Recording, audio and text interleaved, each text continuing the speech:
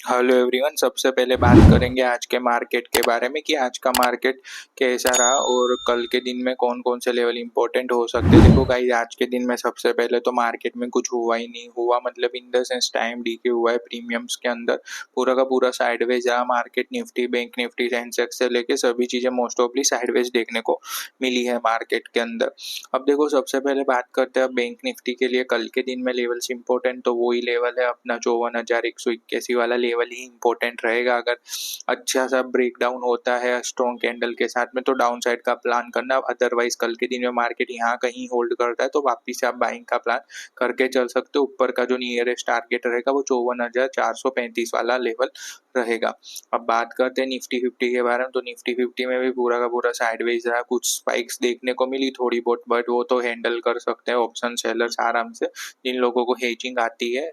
और हेजिंग में ही सबसे ज्यादा पैसा बनता है ऑप्शंस के अंदर।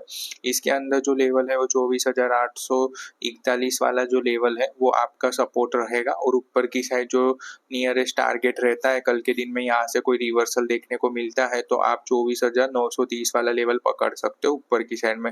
अगर ये भी ब्रेकआउट हो जाता है कल के दिन में तो फिर 24,990 वाले लेवल भी आप लोग ले सकते हो। नीचे की साइड डाउन साइड में देखो, जो नियरेस्ट मेरे को सबसे ज्यादा हाई प्रोबेबिलिटी लग रही है मार्केट रिवर्सल की, अगर 24,841 वाला लेवल टूटता है तो 24,726 तक 62 तक मार्केट जा सकता है, 24,762 के आसपास। पर यहाँ से फिर से रिवर्सल का प्लान करके आप चल सकते हो निफ्टी फिफ्टी में। आज की वीडियो के लिए गाइस इतना ही, मिलते हैं नेक्स्ट वीडियो के अंदर।